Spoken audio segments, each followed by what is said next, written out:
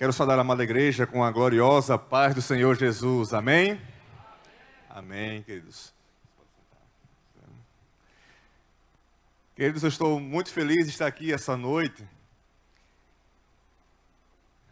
nessa igreja que é a minha igreja, onde a minha história, começou aqui nessa igreja. Eu acredito que fazem 12 anos, acho que a última vez que eu preguei nesse púlpito, no dia de domingo. Depois disso, fui comissionado para Cajá e depois para Campina Grande. Mas desde fevereiro nós estamos de volta aqui. Mas foi aqui que há 35 anos atrás eu fui batizado. Foi aqui que há 23 anos atrás nós nos casamos. Foi aqui que a nossa filha foi consagrada a Deus, a nossa primogênita. Nosso filho só não foi consagrado aqui porque nasceu nos Estados Unidos, estávamos morando lá. Mas é aqui, queridos, que Deus tem escrito uma nova história para nós. Estamos à disposição da sua graça. E esse texto que, Hebreus 10, 35 e 39, eu vou tentar mexer nesse negócio aqui. Eu ainda sou do tempo... Conseguiu lá colocar? Eu sou do tempo do low tech, baixa tecnologia. Vamos tentar aqui. Muito bem. Essa mensagem, essa palavra, ela tem falado ao meu coração desde o momento em que nós voltamos para cá. E o Senhor tem ministrado sobre esse texto e essa palavra. Eu tive a oportunidade de compartilhar com algumas pessoas sobre esse texto de Hebreus 10, 35 e 39, que, em resumo, o tema da mensagem é o que o texto está nos dizendo. Persevere, faça a vontade de Deus e alcance a promessa. Baixa a cabeça onde você está, meu querido. Eu queria estar orando nesse momento. Pai, em nome do Senhor Jesus, a Tua palavra, ela é viva e é eficaz. É mais penetrante do que espada alguma de 2 gumes. E é capaz, Senhor, de penetrar a alma, dividir alma e espírito juntas e medulas, capaz de discernir os pensamentos e as intenções dos nossos corações. Que essa palavra seja pregada essa noite. Que Teu Espírito Santo, Senhor, venha ministrar o coração da Tua igreja. Que eu seja apenas um instrumento, um canal, mas que o homem diminua e o Senhor cresça, Pai, para que o homem se cale e Teu Espírito fale. Em nome do Senhor Jesus. Amém. O texto de Hebreus capítulo 10, versículo 35 ao versículo 39, diz assim: Por isso, não abram mão da confiança que vocês têm. Ela será ricamente recompensada. Vocês precisam perseverar, de modo que quando tiverem feito a vontade de Deus, recebam o que Ele prometeu. Pois em breve, muito em breve, aquele que vem virá, e não demorará. Mas o meu justo viverá pela fé. E se retroceder, não me agradarei dele. Nós, porém, não somos dos que retrocedem e são destruídos, mas dos que creem e são salvos. Amém? Queridos, para que a gente possa entender o que o autor de Hebreus está querendo nos dizer, deixa eu contextualizar sobre essa carta do Hebreus. E para contextualizar, é importante que a gente responda algumas perguntas. Quem escreveu, por que escreveu e qual foi o objetivo dessa carta? Na verdade, quem escreveu não há um consenso comum, porque o autor não se identifica no começo dessa carta. Na verdade, a carta de Hebreus, ela é escrita de forma que parece um sermão. Mais do que uma epístola, ela parece que foi um sermão escrito. Mas não há uma identificação de quem escreveu. Alguns acreditam que seja o apóstolo Paulo, devido ao alto conhecimento que tem sobre os costumes judaicos. Alguns acreditam que foi o Apolo, mas não há um consenso comum. Mas o fato que há um consenso é, por que foi que ele escreveu essa carta? A sociedade pagã não entendia os judeus nem os cristãos, porque eles consideravam tanto os judeus como cristãos como ateus, porque nem os judeus nem os cristãos acreditava nos deuses romanos. Eles acreditavam em um único Deus. Então, para os pagãos, eles eram uma espécie de ateus. Os judeus tradicionais não aceitavam os cristãos, porque eles não criam que Jesus Cristo era o Messias. Agora veja o conflito. Os cristãos nem eram muito aceitos pelos pagãos e nem pelos judeus. E o que acontece, queridos, é que muitos judeus estavam se convertendo ao cristianismo e estavam sendo perseguidos pelos judeus.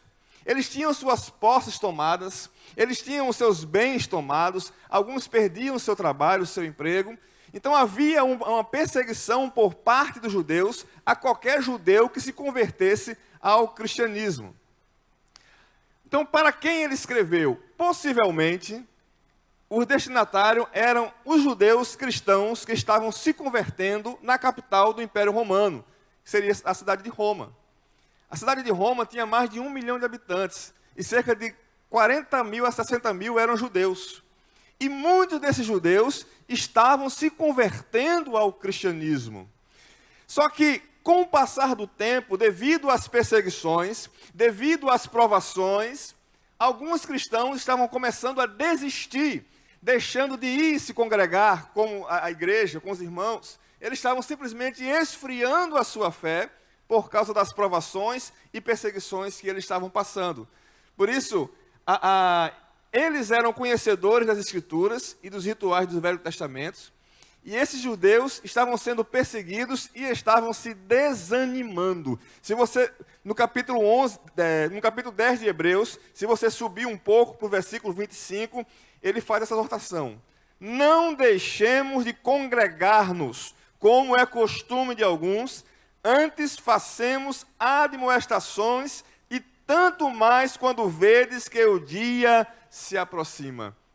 É diferente do que acontece hoje, né?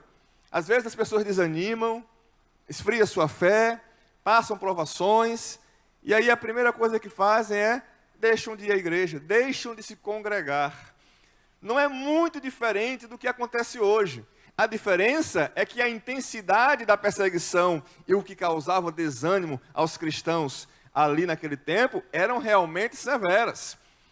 Pessoas eram presas, perseguidas mesmo. E hoje as pessoas estão desanimando com pequenas coisas.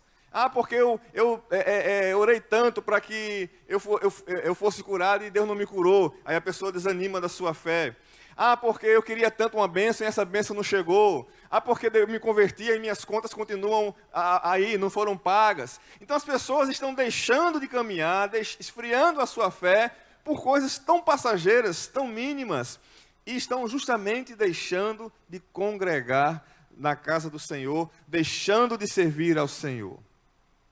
Por isso que o texto e o autor de Hebreus se preocupa em mostrar a eles que a razão da nossa vida não deve ser a nossa vida, mas deve ser o Senhor da nossa vida. E ele se preocupa em mostrar o senhorio de Cristo sobre a nossa vida. E ele vai começar a dizer que Cristo é superior a Moisés, a Josué e a Arão. É como se ele estivesse querendo dizer assim: olha, Cristo é superior aos 3 poderes da nação, né? Poder legislativo, poder executivo, e nesse caso não é o judiciário, mas é o poder religioso, né? Porque Moisés simboliza a lei, Josué é aquele que conquistou a terra prometida, é o executor, e Arão era a tribo que foi escolhida, a geração que foi escolhida para ser os levitas, para ser os sacerdotes, sumos sacerdotes. Então, o autor de Hebreus começa a dizer que Cristo é superior a tudo aquilo que os judeus aprenderam desde criança. Eles aprenderam a respeitar Moisés como sendo o maior legislador, aprenderam a respeitar Josué como sendo o maior executor da vontade de Deus, e aprenderam a respeitar a hierarquia de Arão com os sacerdotes, como sendo os intercessores, os sacerdotes que ligavam o povo a Deus. Aí vem o autor de Hebreus e diz: olha, vocês estão desistindo da caminhada com Cristo, estão voltando para os hábitos judaicos, mas lembre-se que Jesus Cristo é soberano sobre todas essas coisas. Não é apenas um sacerdócio superior, mas é uma aliança superior. É o que diz aí no último ponto. Jesus não era apenas um legislador e sumo sacerdote superior, mas a aliança feita por intermédio dele é superior à aliança feita por intermédio de Moisés. Por isso, ele convida o povo a refletir sobre as suas ações. E para isso, ele vai chamar a atenção e trazer à lembrança fatos que aconteceram no passado, com pessoas que não foram fiéis, com pessoas que não perseveraram, e a consequência que isso trouxe à sua vida. E é isso que eu queria trazer essa noite, para nós tirarmos uma lição daquilo que a palavra do Senhor quer nos ensinar, nos mostrando lições do passado, de pessoas que não perseveraram e desistiram, e qual foi a consequência disso nas suas vidas. Então vamos reler o texto de Hebreus, só o versículo 35 e 36. Por isso, não abra mão da confiança que vocês têm. Ela será ricamente recompensada. Vocês precisam perseverar, de modo que quando tiverem feito a vontade de Deus, recebam o que Ele prometeu. A grande questão é, você quer a promessa? Você quer alcançar a promessa? Amém? Amém. Todos nós queremos. Nós queremos alcançar as promessas. Mas para alcançar as promessas, nós precisamos primeiro fazer a vontade de Deus. Uma vez, em uma das igrejas que nós pastoreamos lá, havia uma irmã que dizia para mim assim: pastor, a Bíblia não diz, crê no Senhor Jesus Cristo, será salvo tu e a tua casa. Isso não é uma promessa. Por que é que faz tanto tempo que eu luto pelo meu marido, né, e ele não se converte? Agora, quando eu ia na casa dela, né, era assim: esse homem não faz nada que preste, pense. Eu fico pensando, será que é isso que Deus quer que a mulher fale do seu marido? É essa a vontade de Deus? As pessoas estão exigindo o cumprimento da promessa de Deus, mas não estão fazendo a vontade de Deus dentro da sua própria casa, dentro do seu próprio lar. Como é que está o seu testemunho dentro de casa? Como é que você está refletindo luz? Você está transmitindo realmente a paz de Deus? Está transmitindo a luz de Deus por meio da sua vida àquelas pessoas? Então, antes da gente exigir o cumprimento da promessa, o texto me ensina que eu devo primeiro fazer a vontade de Deus, para aí sim alcançar a promessa, né? Aí tem pessoas que dizem: mas a Bíblia promete que os meus celeiros serão abundantes, os lagares serão cheios, né? Mas, olha, eu me converti, as dívidas aumentaram, o meu vizinho que não é crente está mais rico do que eu, está abençoado, ele não está nem aí para o Evangelho, né? Mas, queridos, qual é a vontade de Deus para minhas finanças, para a minha vida? Como é que eu estou ofertando? Como é que eu estou dizimando? Como é que eu estou lidando com o tempo que Deus me dá para a sua obra? Então, para exigir o cumprimento da promessa, eu primeiro preciso fazer a vontade de Deus. Eu me lembro que quando eu fiz 12 anos de idade, eu cheguei para minha mãe e disse assim: mamãe, eu já tenho 12 anos, eu já posso namorar? Aí minha mãe olhou para mim e disse: filho, deixe você completar 15 anos, mas faça o seguinte, só namore se for para casar. E eu guardei aquilo no meu coração, né? E aí fiz os 15 anos, fiz os 16 anos, Jesus levou mamãe. Quando foi 17 anos, quando eu ia fazer 17 anos, foi que eu comecei a namorar. E olhe como a coisa é extraordinária, né? Você faz a vontade de Deus e Deus cumpre a promessa. Eu alcancei uma promessa maravilhosa, que é essa esposa que eu tenho até hoje, né? Primeira e única namorada, né? E eu digo mais, Deus faz muito mais do que eu pedi e muito mais do que eu sonhei, né? Ele deu muitas vezes mais. Então, primeiro nós precisamos fazer a vontade de Deus, e aí então, nós iremos alcançar a promessa. No versículo seguinte, é a advertência, né? Se tivesse o sonzinho, pão. Quer alcançar a promessa? Faça a vontade de Deus primeiro. Vamos ler junto para ficar bem gravado isso? Quer alcançar a promessa? Faça a vontade de Deus primeiro. Hebreus, continuando ainda no versículo 37 e 39, diz: pois em breve, muito em breve, aquele que vem, virá, e não demorará. Mas o meu justo viverá pela fé. E se retroceder, não me agradarei dele. Nós, porém, não somos do que retrocedem e são destruídos, mas do que creem e são salvos. Queridos, quando o autor fala sobre esse texto, ele tem em mente fatos históricos que estavam muito bem guardados na mente deles, que retratavam justamente momentos em que o povo retrocedeu, em que o povo não perseverou, em que o povo não fez a vontade de Deus, e por isso não alcançaram a promessa, e alguns deles foram até destruídos. Então, quais são as razões que levam as pessoas a recuar? Quais são as razões que levam as pessoas a se deixar abater, a perder a sua fé?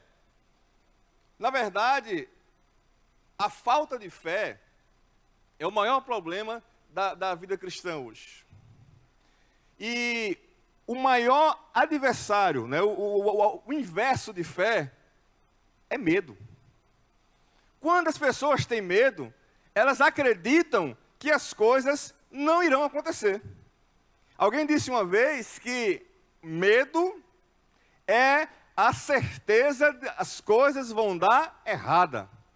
Então, quando a pessoa tem medo, é porque ela já acredita que as coisas vão dar errado. Então, o medo é o maior adversário da fé. E a falta da fé produz o medo. Porque se o próprio texto de Hebreus, no capítulo 11, que é o livro seguinte, né, o capítulo seguinte, vai dizer: a fé é a certeza de coisas que se esperam, a convicção de fatos que não se veem. E o medo é a certeza de que tudo vai dar errado. E isso é o grande problema. As pessoas são aprisionadas pelo medo. Elas não confiam em Deus. Elas não exercem a sua fé, porque tem medo de orar, de colocar e as coisas não acontecerem. E quando o autor de Hebreus traz à memória fatos que aconteceram no passado, um fato específico estava latente à mente deles, que é justamente o que vai me mostrar quando o medo vence a fé. E aí eu quero que você abra comigo lá em Números, capítulo 13, volte comigo. O autor quer trazer à memória fatos da história, para que isso fique guardado em seus corações e eles lembrem. Números, capítulo 13.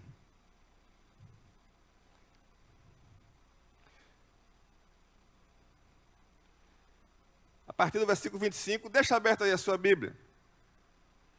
O povo havia saído do Egito, o povo havia sido liberto por Moisés, as 10 pragas, o mar vermelho se abre, o povo passa a pé enxuto, e o interessante é que o percurso de onde eles estavam, né, até Canaã, até a terra onde eles foram, segundo alguns estudiosos, eram 10 dias de viagem.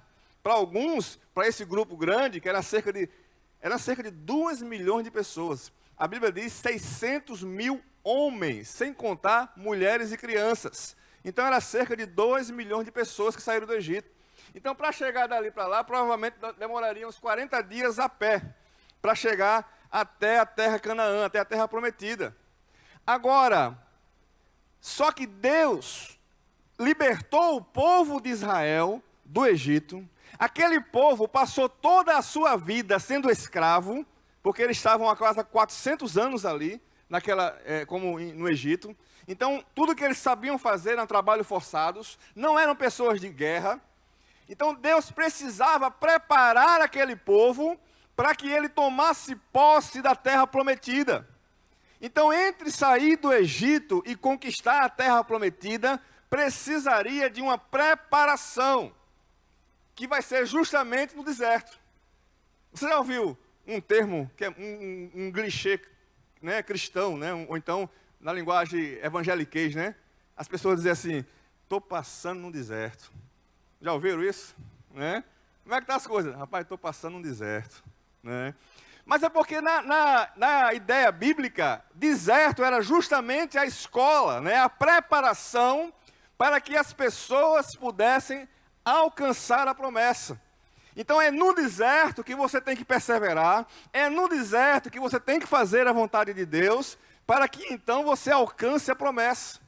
E aí Deus fez esse povo circular um pouquinho, durante 2 anos, para que ele pudesse estar preparado para alcançar a promessa, para poder entrar na terra prometida. Durante esses 2 anos, o povo teve sede à beira de uma fonte de água amarga, e Deus transformou aquela água em doce. Esse povo teve sede diante de uma rocha, Moisés bate na rocha e sai água da rocha. Foi nesse deserto que o povo, durante o dia, o sol era muito quente, o Senhor aparecia em forma de nuvem, e à noite era muito frio, o Senhor aparecia em torno de coluna de fogo.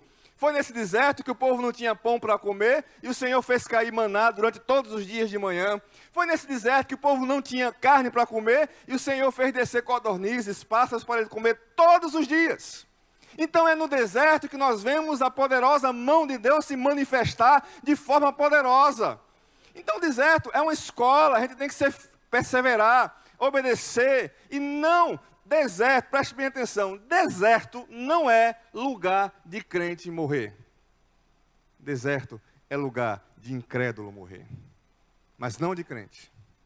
E aí durante 2 anos, Deus preparou esse povo, deu a eles as leis, ensinou a construir o tabernáculo, ensinou como se deveria adorar a Deus, e depois de 2 anos, Deus disse que aquele povo já deveria então agora entrar na terra prometida e herdar aquilo que Deus prometeu. E aí Moisés chama 12 espias e manda que vai espiar a terra de Canaã. E quando aqueles 12 espias voltam, está aqui o relatório, versículo 25, ao cabo de 40 dias, voltaram de espiar a terra, caminharam e vieram a Moisés e a Arão, e toda a congregação dos filhos de Israel, do deserto de Parã, Gades, deram-lhe contas a eles e toda a congregação, e mostraram-lhe o fruto da terra. Versículo 27 do capítulo 13 de Números. Números 13, ok? O povo, porém, repare o relatório que eles vão dar a Moisés. Versículo 27. Relataram a Moisés e disseram: fomos à terra que nos enviaste, e verdadeiramente mana leite e mel, este é o fruto dela. Eles mostraram, gente, um cacho de uva que foi necessário 2 homens para carregar, para você ver tamanha o cacho de uva que era. Então, Moisés, a terra é maravilhosa, mana leite e mel, tudo que se planta ali dá, abundante. Versículo 28. O povo, porém, versículo 28, o povo, porém, que habita nessa terra, é poderoso, e as cidades muito grandes e fortificadas. Também vimos ali os filhos de Anak, que eram gigantes. Versículo 30, para só um pouquinho aí, olha só o relatório. A terra é boa, mana leite e mel, como Deus disse, mas tem um problema, tem gigantes, tem cidades fortificadas. Percebe, queridos? Às vezes Deus nos promete algo, Deus quer nos abençoar de sobremaneira, de alguma forma, mas ao invés de a gente olhar o Deus abençoador, nós olhamos os problemas e as lutas para chegar até essa bênção. E aquele povo olhou e disse: rapaz, a terra mana leite e mel, mas tem gigantes, tem povos fortificados, tem muitos obstáculos, nós não vamos conseguir. Versículo 30. Então Caleb fez calar o povo perante Moisés e disse: eia, subamos, possuamos e a terra, porque certamente prevaleceremos contra ela. Porém os homens com ele tinham subido e disseram: não poderemos, porque é mais forte do que nós. Versículo 33. Também vimos ali gigantes, filhos de Enaque, são descendentes de gigantes, e éramos nos nossos próprios olhos como gafanhotos, e assim também o éramos aos seus olhos. O medo tomou conta do coração de 10 dos espias. 2 não olharam os gigantes. 2 olharam para o Deus que está acima dos gigantes, Josué e Caleb. Mas 10 disseram: não conseguiremos. Caleb disse: vamos que vamos conseguir. Mas os 10 numa democracia, a maioria vence. Os 10 conseguiram convencer a multidão de que eles não conseguiriam herdar aquela terra, conquistar aquela terra. Queridos, Deus havia prometido àquele povo que eles herdariam a terra. Mas aquele povo não acreditou. Apenas Josué e Caleb. Se você ler o capítulo 14 em diante, você vai ver que Deus se irou com aquele povo. Deus se irou, pastor. Deus se irou com aquele povo. Né? Uma vez, quando eu era menino, assisti uma pregação que o papai fez uma vez, eu não sei se ele já pregou de novo, mas ele pregou sobre o limite da paciência de Deus. Ele se irou com aquele povo, e ele disse a Moisés: Moisés, eu vou destruir esse povo.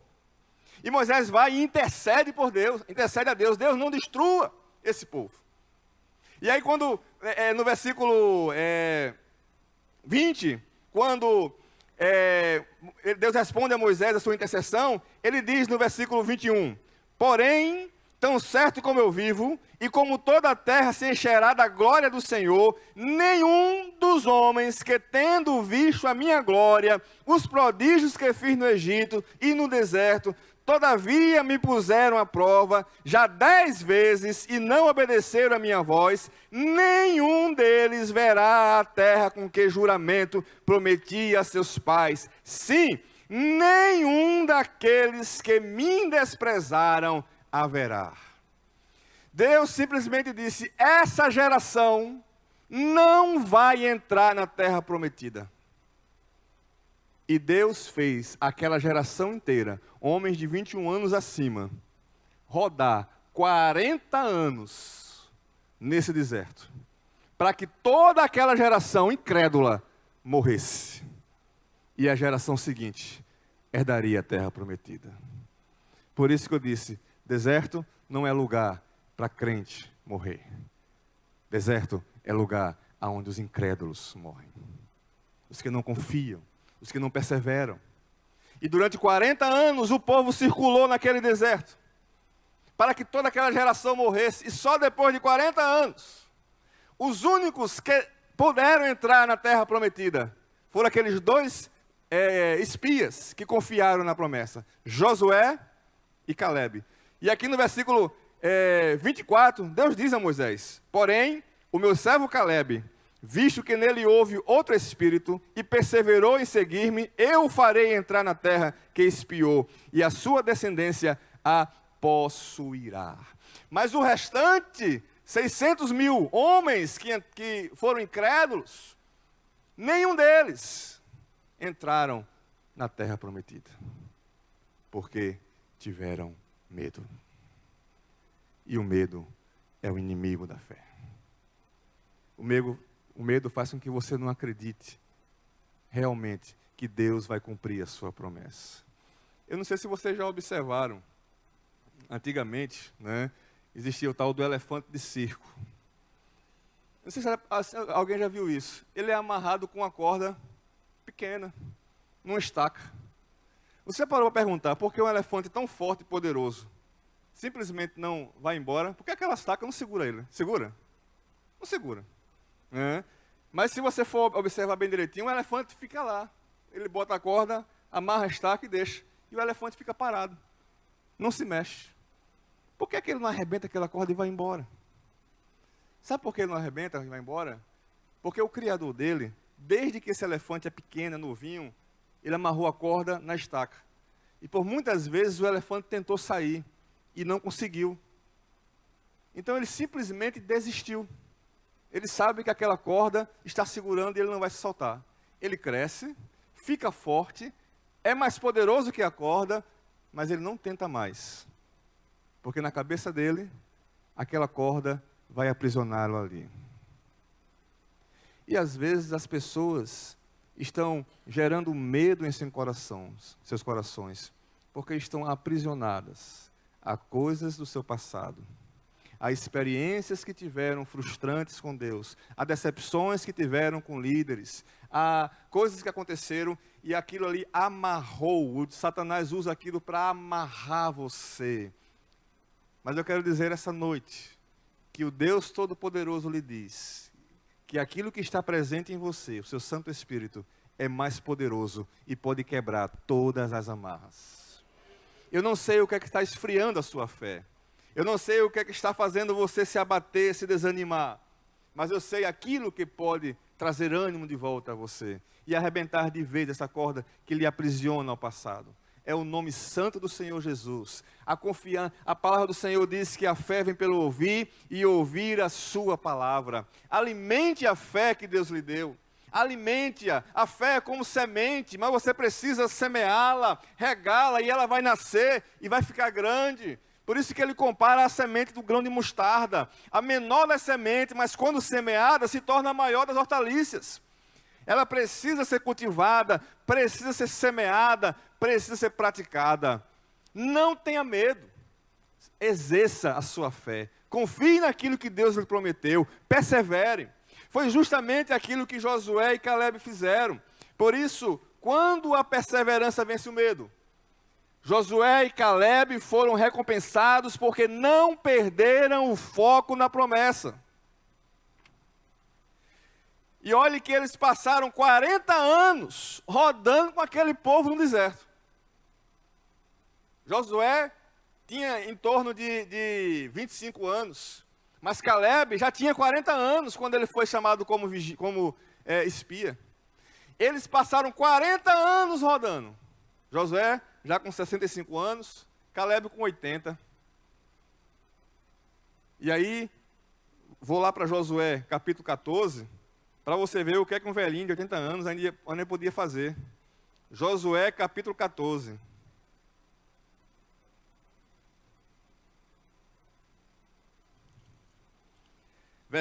A partir do versículo 6. Já tinham conquistado uma parte de Canaã. Versículo 6. Chegaram os filhos de Judá a Josué em Gilgal, e Caleb, filho de Jefoné, o quenezeu, lhe disse: Tu sabes o que o Senhor falou a Moisés, homem de Deus, em Cades Barneia, a respeito de mim. Tinha eu 40 anos, quando Moisés, servo do Senhor, me enviou a Cades Barneia para espiar a terra e lhe relatei como sentia o meu coração.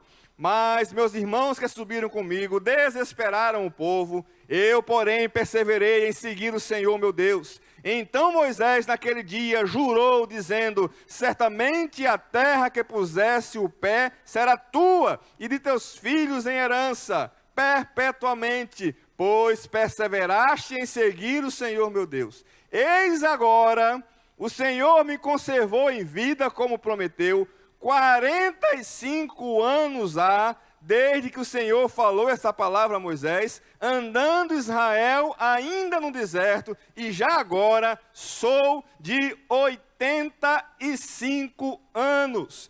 Estou forte, ainda hoje, como no dia em que Moisés me enviou. Qual era a minha força naquele dia, tal ainda agora para o combate, tanto para sair a ele como para voltar. Olha só, Deus apenas não manteve Josué e Caleb durante aqueles 40 anos no deserto, mas renovou as suas forças para que eles pudessem conquistar a terra e usufruir da promessa. O que adiantava Caleb chegar com 85 anos, conquistar a terra e morrer no ano seguinte, né? Então, Deus renovou a força. E eu olho aqui os cabelos grisalhos, os cabelos brancos da igreja, e vejo pessoas tão ativas, né? Não, pastor Flávio é novinho.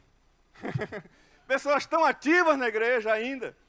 Gente que eu me lembro quando eu cheguei aqui há muito tempo atrás, e ainda vejo ativo na igreja. Pessoas que o Senhor renova as suas forças, dá energia para que possa usufruir da promessa. E olhe que Caleb, ele ainda disse outra coisa. Versículo 12. Agora, pois, dá-me esse monte de que o Senhor falou naquele dia, pois naquele dia ouviste que lá estavam os anaquins e grandes e fortes cidades do Senhor. Porventura será comigo para eu os desapossar, como prometeu. Eu não quero qualquer terra não, Moisés, Josué. Eu quero aquela terra onde os gigantes estão, que botou medo no povo. É essa terra que o Senhor vai me dar. O cabo com 85 anos e ainda disposto a lutar contra os gigantes e herdar a terra que o Senhor prometeu a ele. Perseverança. Faz a vontade de Deus e você vai alcançar a promessa. E olha que Caleb ainda viveu mais 40 anos depois disso. Ou seja, o mesmo tempo que ele passou no deserto, Deus deu para ele regozijar-se e usufruir da promessa aonde ele estava. Queridos, Josué e Caleb mantiveram o foco na promessa. Porque aquilo era o que era importante para eles.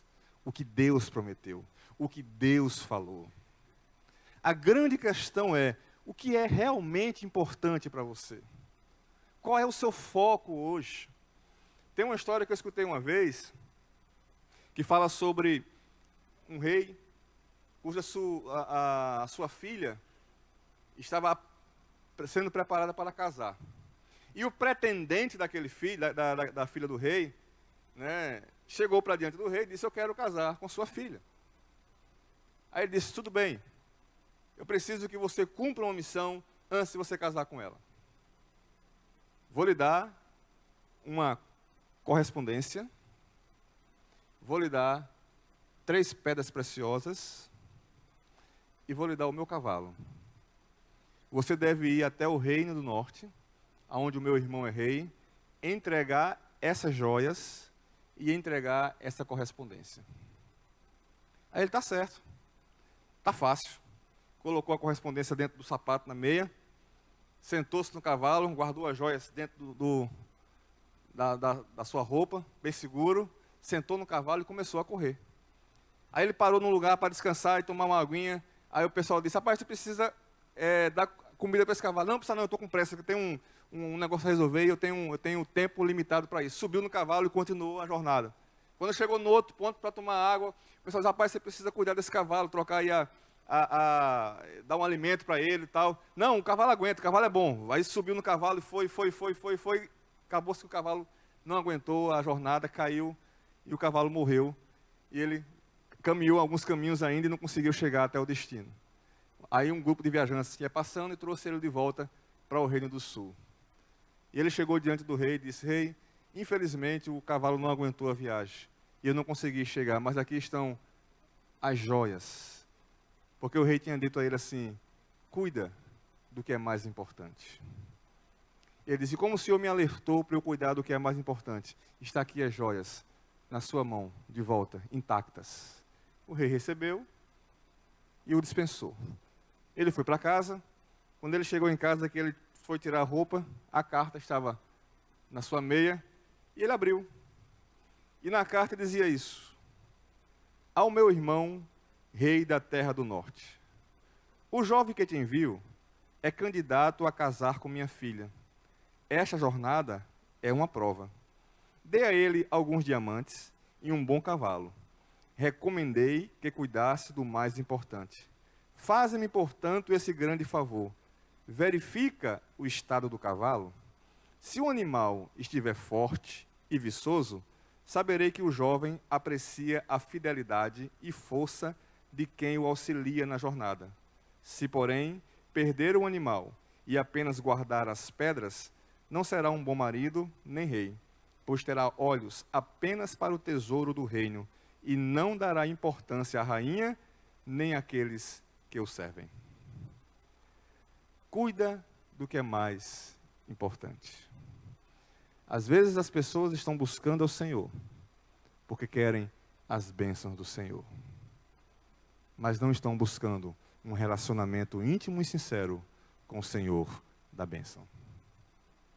Por isso que muitas pessoas esfriam na sua caminhada, porque o mais importante para ela era ter as suas necessidades atendidas. Mas ela não se preocupou realmente de se relacionar intimamente com Deus. Mesmo que para isso, muitas vezes, nós temos que estar passando no deserto. O deserto foi o momento que aquele povo passou para ser preparado para herdar a promessa. Quase todos caíram, só 2 sobreviveram. A nova geração, ela assumiu. E eu pergunto essa noite a você: as promessas que Deus tem preparado para você e para a sua família, é você que vai usufruir ou é a geração seguinte? Porque o deserto não é feito para nós cairmos nele. Interessante, queridos, que quando o autor de Hebreus escreve sobre isso, né, ele está trazendo à memória daquele povo esses fatos. Diz, olha, nós não somos daqueles que desistem e são destruídos. O último versículo do capítulo 10. Nós, porém, não somos dos que retrocedem para a perdição. Somos, entretanto, da fé para a conservação da alma. E o autor de Hebreus, quando fala sobre isso, logo em seguinte, ele vai dizer, porque a fé é o firme fundamento das coisas que não se veem, a convicção de fatos que não se veem. E depois ele vai começar a trazer várias ilumes pecadores, homens e mulheres pecadores, mas que permaneceram fiel porque tiveram fé em Deus. Se você ler Hebreus 11, ele vai dizer, pela fé, para trazer à memória os grandes feitos daqueles homens, não foram por causa deles, mas por causa da fé que eles tiveram no Deus Todo-Poderoso. E quando eu olho para isso, como a esses fatos históricos, e para alimentar a nossa fé, porque eu já citei o texto de Romanos 10, que diz que a fé vem pelo ouvir, e ouvir a vontade de Deus. Deixa eu citar aqui alguns fatos históricos, que Satanás tentou destruir, tentou parar grandes homens de Deus, tentou parar o seu povo, mas a fidelidade, mas a confiança e a perseverança que esse povo teve em Deus, não os permitiu cair, porque eles confiaram em Deus. E se isso foi possível com eles, eu quero dizer essa noite, que isso também é possível para a sua vida essa noite. Eu não sei o que o inimigo está atuando na sua vida, em que área ele está atuando na sua vida, mas eu quero dizer a você, persevere, faça a vontade de Deus, e você vai alcançar a promessa. O que dizer de Moisés, quando o inimigo viu ele sair com aquele povo, libertando aquele povo para adorar a Deus, ele chega no ouvido de Faraó, e diz, Faraó, pare esse povo. E Faraó olha aquele povo, o mar se abre, o povo passa para enxuto, ele manda seu exército atrás, o mar se fecha, destrói o exército. Faraó diz, não posso. E o inimigo diz, por quê? Pois Moisés perseverou, ele fez a vontade de Deus, e ele vai alcançar a promessa. O que dizer de Gideão? Gideão, com 300 homens, Deus disse que ele iria derrotar um exército de 1 milhão dos midianitas. E aí Satanás chega para o general midianita e diz, destrua esses 300 homens. E aquele general olhar para Satanás e dizer, não posso. Por quê?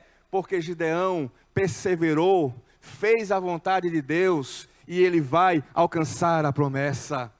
O que dizer da muralha fortificada de Jericó, 6 metros de largura, e Satanás dizer assim, segura esse povo. E a muralha dizer assim, não posso. Porque esse povo está fazendo a vontade de Deus, está perseverando e vai alcançar a promessa. E a muralha cai quando eles gritam. O que dizer de Davi, quando se apresenta a enfrentar um gigante guerreiro chamado Golias. E aí Satanás chega para Golias e diz, Golias, mata esse menino aí, é só um guri. E Golias dizer, não posso, porque esse guri, ele perseverou, fez a vontade de Deus, e ele vai alcançar a promessa. O que dizer de Daniel, que foi lançado à cova dos leões, porque não se submeteu a não adorar a Deus, mas ele permaneceu adorando, orando ao seu Deus Todo-Poderoso, é jogado numa cova de leões famintos para ser destroçado. E aí Satanás chega para os leões e diz, leões, comam Daniel. E os leões vão dizer, não podemos. Por quê? Porque Daniel foi perseverante, fez a vontade de Deus, e ele vai alcançar a promessa. Seus 3 amigos, Sadraque, Mesaque e Abednego, se negaram a se ajoelhar a uma imagem, se negaram a adorar as coisas do mundo, perseveraram fiéis a Deus em pé, e foram lançados numa fornalha que foi aquecida 7 vezes mais, a tal ponto que o guarda que estava levando eles morreu queimado, mas eles caem em pé naquela fornalha, passeiam, e o inimigo diz, fogo, destrói esses 3 aí. Não podemos, Por quê? Porque eles perseveraram, fizeram a vontade de Deus e vão alcançar a promessa. Jesus está lá no túmulo e Satanás diz, morte, segura aí. E a morte diz, não posso. Por quê? Porque ele foi obediente, perseverou e vai alcançar a promessa. E por meio dele, a promessa vai alcançar todos que crerem nele. Persevere, persevere, faça a vontade de Deus e você vai alcançar a promessa. Igreja, persevere. Satanás está se levantando contra a igreja. E ele está dizendo muitas coisas e fazendo muitas coisas contra a sua vida.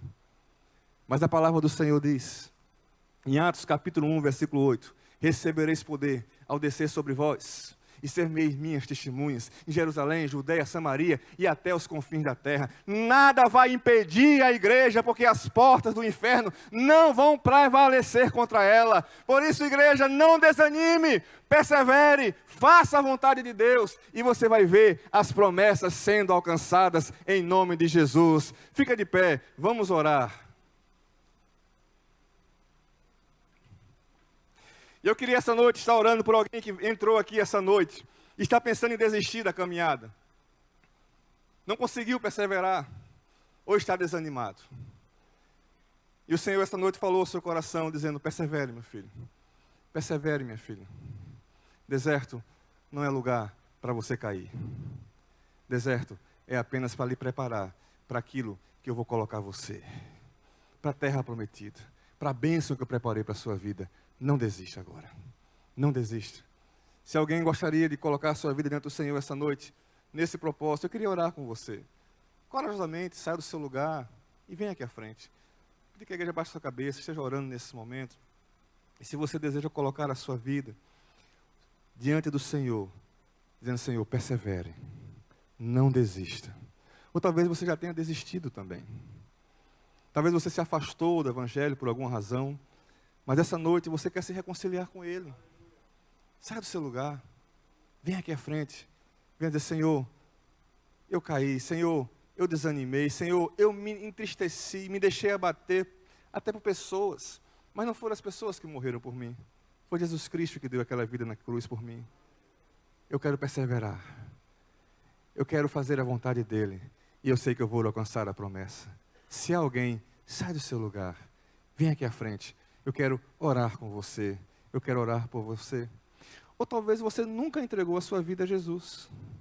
E essa noite você quer fazer disso a oportunidade de dizer, eu quero esse Jesus maravilhoso na minha vida. Eu quero entregar a minha vida a Ele. Eu aceito Jesus como Senhor e Salvador da minha vida. Vem à frente. Eu quero orar com você.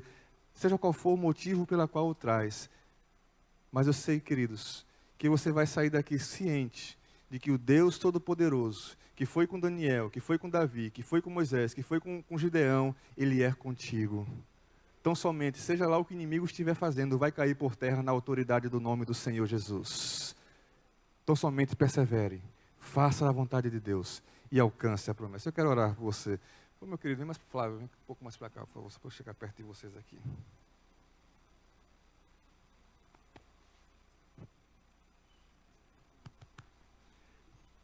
Pai, em nome do Senhor Jesus, o Senhor conhece o coração deles, sabe a motivação, aquilo que os trouxe aqui essa noite, mas foi Teu Espírito Santo que os inquietou, Pai. Por isso, Senhor, eu quero orar em nome do Senhor Jesus, que seja o deserto que eles estejam passando, esse deserto não foi feito para eles caírem nele, mas esse deserto foi feito para os preparar para a vitória, para a promessa que o Senhor tem para derramar sobre eles. Por isso, Senhor, que haja nele o espírito que havia sobre Caleb, sobre Josué, o espírito de perseverança, aquele espírito, Senhor, que não tem medo, mas aquele espírito, Senhor, que tem fé, que confia no Deus que o chamou, que confia no Deus, Senhor, a quem eles oram, Pai, que sabe, Senhor, que o Deus está acima dos seus problemas, Pai, e não são os gigantes que vão amedrontá-lo, não são as circunstâncias, não são as dificuldades, não são as lutas que irão pará-lo, Senhor, porque o Deus a quem eles estão buscando, Senhor, é maior do que os seus problemas, Pai. Por isso, Pai, em nome do Senhor Jesus, que em seus corações, em suas vidas, em suas mentes, haja a convicção de que eu vou perseverar, vou fazer a vontade de Deus, e eles alcançarão a promessa. Sabe por quê, Senhor? Porque eles não são daqueles que recuam para a destruição, mas são daqueles que perseveram para a vida, Pai, e vida em abundância, Pai. Por isso, os abençoa, Pai. Os envolve, os guarda, os reveste com Teu Santo Espírito, Pai. Em nome do Senhor Jesus. Em nome do Senhor Jesus. Amém. Amém. Deus abençoe, queridos, grandemente a tua vida. Em nome de Jesus. Amém. Pode sentar, amados. Pode sentar.